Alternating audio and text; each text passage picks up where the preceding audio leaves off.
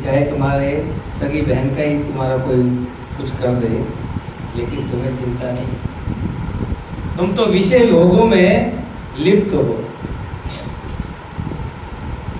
ऐसा सुनते ही रावण और बढ़ गए और अपनी बहन का हाल देख करके पूछा कि ये सब कैसे हुआ।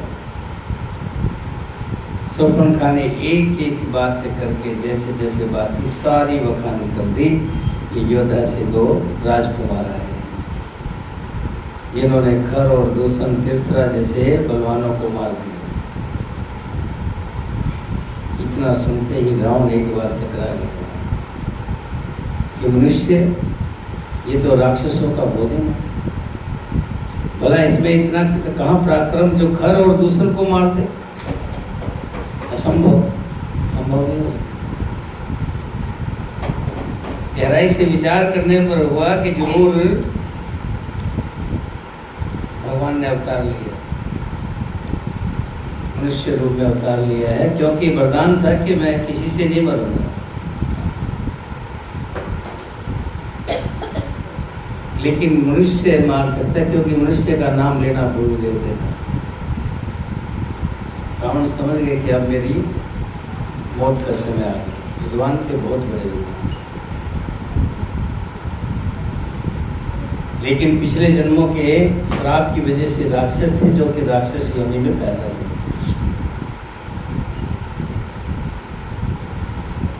फिर मन में विचार किया कि जो भी हो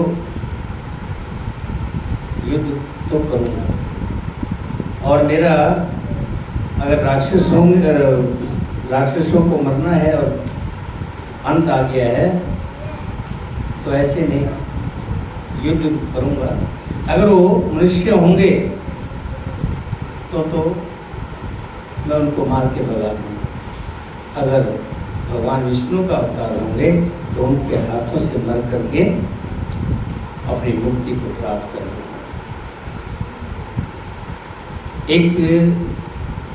उनका एक मंत्री था जिससे वो अकेले में विचार किया करते थे। उनसे बात की, मंत्री ने सलाह दी, कहते ना सचिव वेद और गुण जब बोले भय आस। सचिव मतलब मंत्री, वैद डॉक्टर, और गुरु जो हमें आध्यात्मिक ज्ञान देता है। अगर ये डर के मारे कुछ कहें, दबाव में कहें, तो समझ लो कि विनाश होना निश्चित है।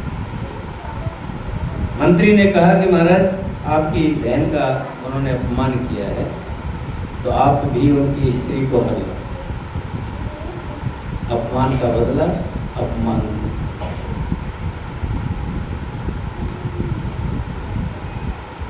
लेकिन ध्यान रखना, जिन्होंने खरदूषण को मार दिया है वो कोई आम नहीं है। तुम जाओगे उनको मार करके ले आओगे, सीता को उठा लाओ, ऐसा संभव नहीं है।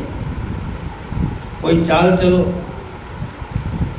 ऐसी चाल चलो कि जैसे राम और लक्ष्मण एक तरफ हो जाए, पीछे से सीता को हर लाओ। रावण को ये बात पूछी जाती, फिर उसको याद आया मारीच, वही मारीच जो ताड़का का पुत्र है। स्वभाव जो था उस समय राम ने मार दिया था, जब वन में श्री राम विश्वामित्र जी के साथ जा रहे थे। ताड़का का वध किया, फिर स्वभाव का वध कर दिया। मारीच को एक बाण मारा था, उस बाण के ताकत से 100 योजन दूर यानी लंका समुद्र पार करके गिरा, और यहाँ आकर के मारीच की बुद्धि बदल गई। मारीच राक्षस तो था, क्योंकि उसका जन्म राक्षस को हुआ था, लेकिन मानसिक बुद्धि चेंज हो गई थी, बदल गई, क्योंकि राम का बाण लगना। ये बता दूं मैं आपको, जितने भी राक्षस राम के हाथों से मरे, सभी भगवान के धाम में पहुंच गए। भगवान के धाम में, जैसे कहते हैं ना, माता पिता की तो मार भी अच्छी। अगर माता पिता मारती है ना, माँ मारती है, तो समझो ज्ञान मिलता है, बुद्धि मिलती है। माँ बाप की तो मार भी अच्छी है। भगवान के तो बाणों से मरे हुए लोग भी कहाँ पहुँच गई? भगवान के धाम में। अब इस तरह रावण क्या है, रात को गया छुपते छुपाते हुए, अंधेरी रात में अकेला ही पहुंचा, जैसे कामी और चोर अंधेरे का सहारा ढूंढते हैं। इस तरह छुपता छुपाता रावण मारीच की कुटिया में पहुंचा। मिलने पर मारीच ने सब प्रकार से राजा रावण की आवभगत की, अन्न जल से सत्कार किया। फिर मारीच ने विनम्रता से इस प्रकार कहा, कहो राजन, लंका में सब कुशल तो हैं, और इतनी रात को अकेले किस प्रयोजन से आए? रावण ने कहा, तात मारीच, तुम तो जानते हो खर, दूषण और तीसरा मेरे ही समान बलशाली हैं, और मेरी आज्ञा से पंचकोटि वन में रहते थे, ऋषि मुनियों को सताते थे। लेकिन पिछले दिनों अयोध्या से दो प्राणी जो प्रजाति से मनुष्य हैं, जिसमें एक का नाम राम और दूसरे का नाम लक्ष्मण है, राम पत्नी सीता सहित पंचवटी में रह रहे थे। एक दिन अकारण ही मेरी बहन शूर्पणखा को नाक कान के बिना कर दिया। शूर्पणखा की ऐसी अवस्था देखकर खरदूषण राक्षस सेना के साथ राम से भिड़ गए। राम नाम का मनुष्य ने अपने बाणों से खरदूषण समेत सभी राक्षसों को यम के घाट पहुंचा दिया। हे बलवान मारीच, मेरी बहन के नाक कान का बदला मैं उनकी स्त्री का हरण करके लूँगा, जिसमें मुझे तुम्हारी सहायता की जरूरत है। इसमें तुम मेरी मदद कर सकते हो। मुझे पता है तुम बलवान तो हो ही, साथ में मायावी भी हो। इसीलिए हे मारीच, मैं तुम्हारे पास आया हूँ। सहायता के लिए मेरे कथनानुसार तुम्हें मेरा काम करना होगा, वो मैं बताता हूँ। तुम सोने के बने हुए मृग जैसा रूप धारण करके रजत में बिंदुओं से युक्त चितकबरे हो जाओ, और राम के आश्रम में सीता के सामने घूमो, विचरो। और विचित्र मृग के रूप में तुम्हें देखकर सीता अवश्य ही अपने पति राम से तथा लक्ष्मण से कहेगी कि आप लोग इसे पकड़ कर लाओ। जब वे दोनों तुम्हें पकड़ने के लिए दूर निकल जाएंगे, तब मैं बिना किसी विघ्न बाधा के सोने आश्रम में सीता को हर लाऊंगा। जैसे राहु चंद्रमा की प्रभा को हर लेता है, ऐसे ही मैं सीता को हर लाऊंगा। बोलिए सियापति रामचंद्र भगवान की जय, सीता माता की, भरत शत्रुघ्न की, वीर लक्ष्मण की, वीर हनुमान की, अपने अपने माता पिता की, अपने अपने गुरुदेव की, बोल साचे दरबार की। वैष्णो देवी का सफ़र अच्छा रहा। हम गए थे। कहाँ गई हुई हो? चली गई। संतोष भी गई थी। कल आई होगी, संतोष ने बताया होगा ना? हैं? आ जाएगी। सोच भी नहीं सकते थे कि वहाँ पहुँच जाएंगे, क्योंकि आपने देखा हमारी धर्मपत्नी का, अभी गए थे आपके साथ जी खाटू जी, 4 कदम चलना बड़ा मुश्किल हो गया, लेकिन नहीं साधन बना, काफ़ी दूर पैदल चले। हमारी छोटी लड़की है, उसकी सास भी साथ में थी, 4 थे हम। उस पैदल चले, उसके बाद फिर घोड़ा करवा दिया दोनों के लिए, उनके लिए, समधन के लिए और पत्नी के लिए। वो घोड़े पे गए, मैं और संतोष पैदल चलते थे। लेकिन पैदल चलने का अपना अलग ही है। रास्ते में चरण पादुका, पहले तो बाणगंगा में तो पैदल ही थे, नहाए स्नान सब इकट्ठे थे, वहाँ सब ने स्नान वगैरह किया। मैंने फोटो डाली है, शायद देखी होगा आपने। वहाँ स्नान वगैरह किया। उसके बाद रास्ते में चरण पादुका पे दर्शन किए। वो तो नहीं कर पाए, वो तो घोड़े पे थे। संतोष और हम गए वहाँ आगे चल कर के फिर तो ये रिक्शा मिल जाती है आधा कुमारी पे, तो बैटरी गाड़ी मिल जाती है बिजली से चलती। फिर वहाँ से बिजली की गाड़ी में भवन तक पहुँचे। भवन पे पहुँच करके रात्रि को वहाँ विश्राम किया। सुबह लाइन में लग के दर्शन किए। और जब दर्शन के लिए बता दूँ आपको, भगवान की कृपा ऐसी होती है कि उसकी लीला परंपरा है। चलते चलते कोई मिल गया, कह रहे इनकी तो बड़ी तबीयत ठीक नहीं है, ऐसी चल रही है, आओ। हमें वहाँ ले गया जहाँ से बड़े बड़े जो प्रधानमंत्री जाते हैं ना, मंत्री जाते हैं, 2 नंबर गेट बोलते उसको। 2 नंबर गेट पर ले गया। वहाँ पर हमारे को जहाँ पुरानी गुफा होती थी ना, तो गए आप तो वैसा देवी कौन गए, पुरानी गुफा देखी आपने जिसमें पानी में से घुसते थे, पानी में से चलते थे, वो नहीं देखी होगी आपने? हाँ, पहले पानी वाली गुफा थी, उसी में से सब दर्शन करा करते थे। भीड़ ज़्यादा होने लगी तो इस करके ये वो गुफा बंद कर दी। हाँ, मैं तो गया हूँ उसमें से। नहीं, आठ कुमारी में तो है, ऊपर की बात होता है भवन। तो उस गेट पे ले जाके उसने उस गेट पे ले जा करके उन्होंने छोड़ दिया गुफा। मैंने कहा प्रभु कितने दिन बाद दोबारा दर्शन करवा दिया आपने उस गुफा के। वहाँ दर्शन किए और साथ में बगल में जैसे यहाँ गुफा है और सामने वो लाइन लगी, जो सब आ रहे हैं, हजारों लोग लाइन में लग करके आ रहे हैं। वहाँ सिरे पे पहुँचा दिया। 10 कदम हम लाइन में रहे, आगे माता रानी के दर्शन।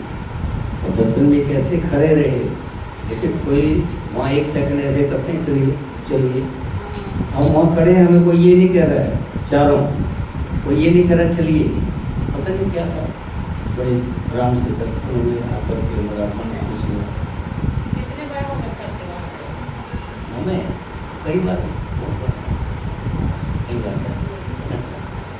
जब इच्छा होती है, मन उठता है ना, सब प्रोग्राम बना लेते हैं। अच्छा, फिर देखिए एक और बता दूंगा आपको। हम जब वापस आए नीचे, वापस आने के बाद जो गाड़ी थी ना, वो गाड़ी नहीं मिली, निकल गई। तो फिर प्रभु से विनती की कि अब क्या होगा। किसी ने कहा जम्मू चले जाओ, वहाँ से गाड़ी ले लो। हमने कहा यहाँ से जम्मू के लिए पूछा, 1200 रुपये बोला टैक्सी वाला लेंगे, बस में जाओगे तो 2 घंटे लगेंगे।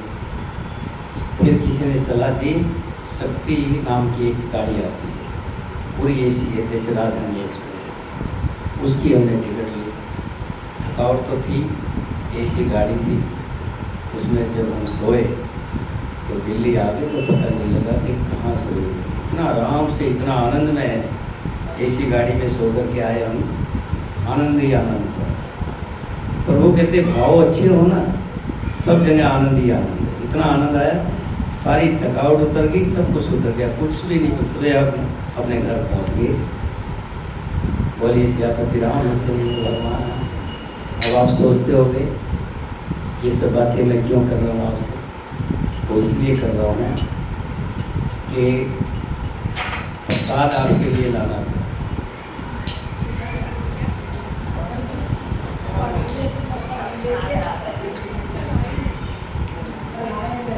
प्रसाद आपके लिए लाना था, कल आया नहीं और आज भूल गया।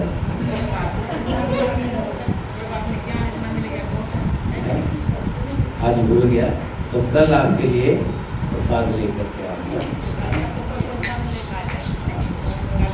नहीं, वहाँ से तो हम 2 ही चीज़ लेके आए। मैं आपको सच्चाई बताऊँ, एक तो हम सेब का जो होता ना कटा हुआ, वो लेके आए, और एक काला काला मतलब क्या होता हो ना, कुछ कहा है तो होता है उसमें, अलग ही फल है वो।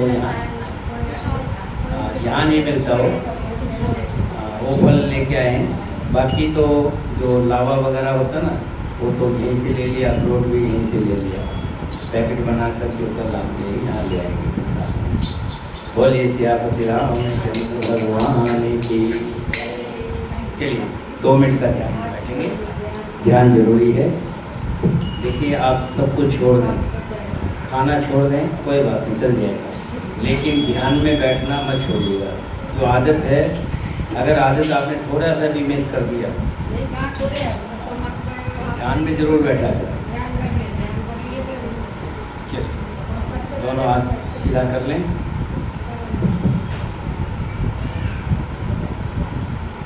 और दोनों उंगलियों को सीधा रखें।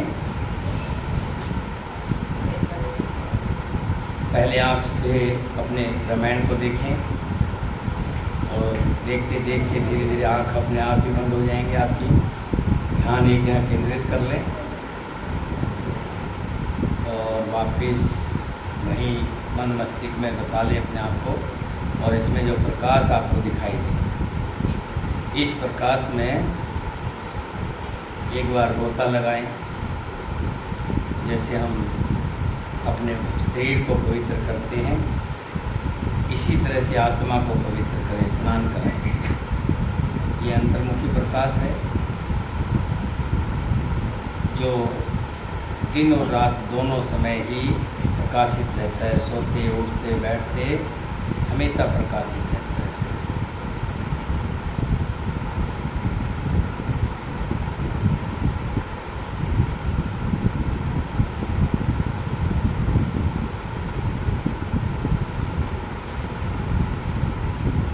मैंने बताया था कि ध्यान में बैठ करके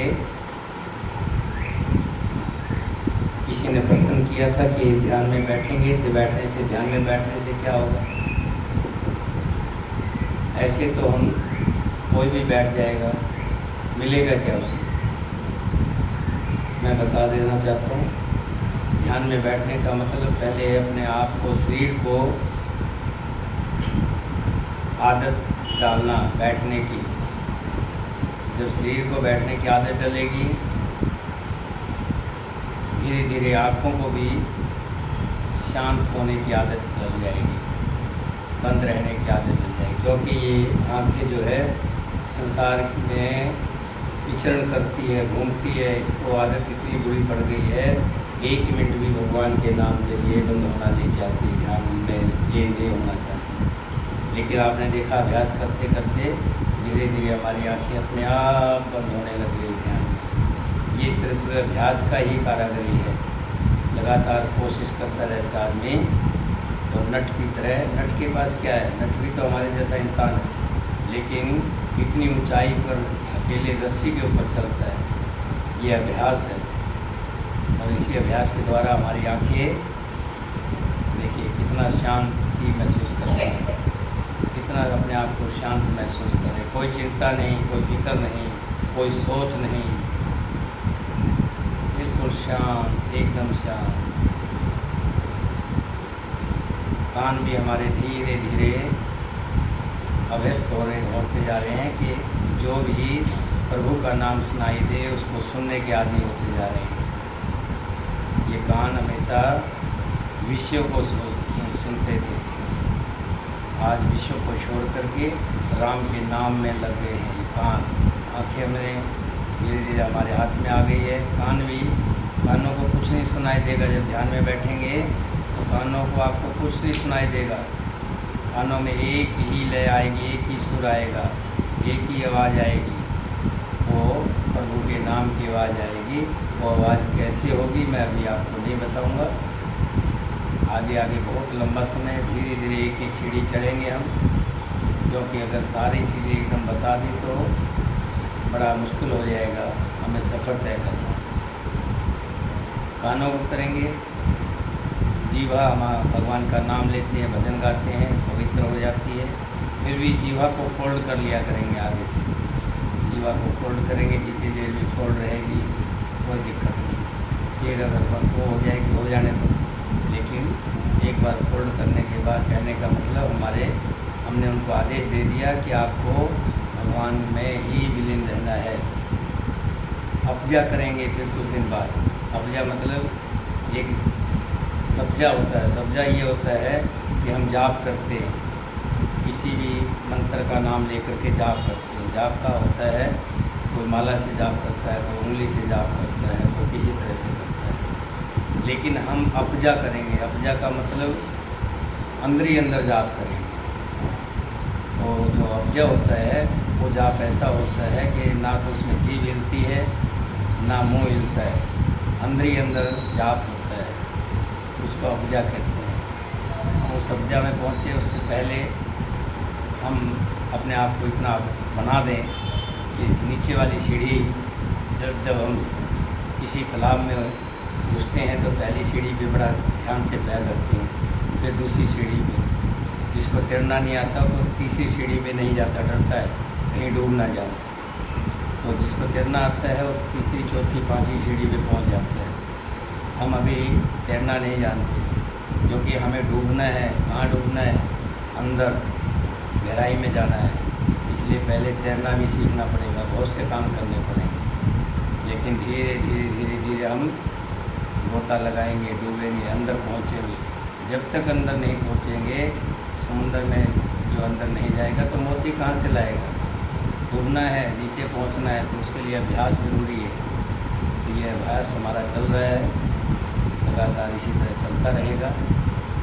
ध्यान को ले आइए, वहीं पर इधर उधर ध्यान चला जाए तो वापस वहीं ले आए।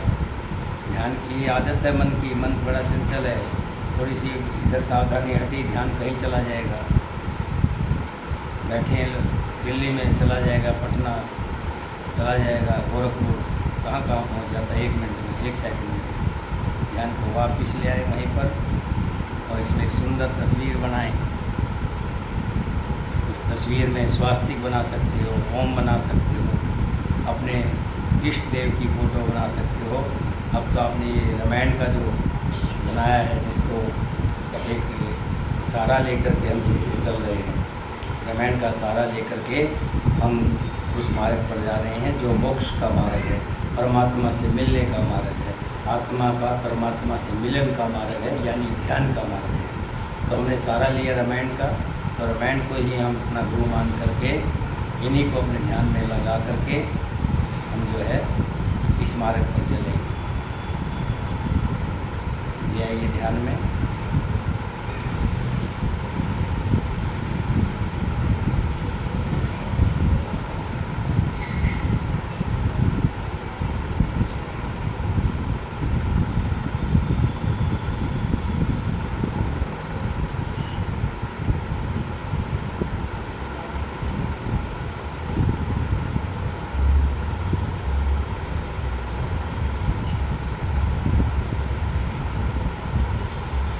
ध्यान से बाहर आ जाए,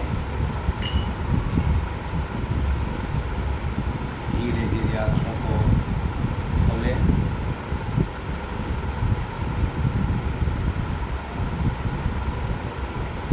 दोनों हाथों का आसन करें,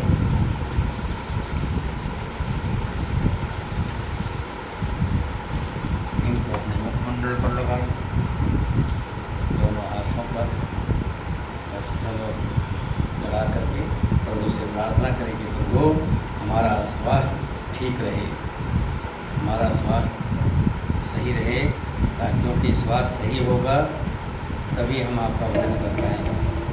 स्वास्थ्य सही होगा, सामने पंचमेवे रख दीजिए, 56 भोग रख दीजिए। अगर किसी को बुखार होगा तो उसको अच्छे नहीं लगेंगे।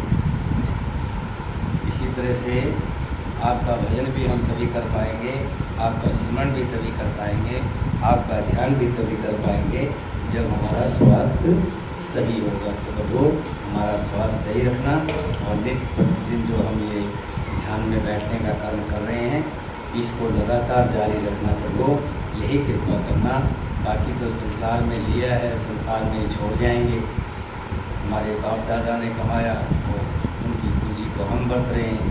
हमने जो कमाया उस पूंजी को जो है हमारे बच्चे बरतेंगे। ये तो प्रथा चली आई और चलती रहेगी। लेकिन प्रभु आपका नाम जप सुमरण जो हमें मिला है ये लगातार चलता रहे। बोल साचे दरबार की। चलिए आरती करेंगे, सभी अपने स्थान पर खड़े हुए हैं।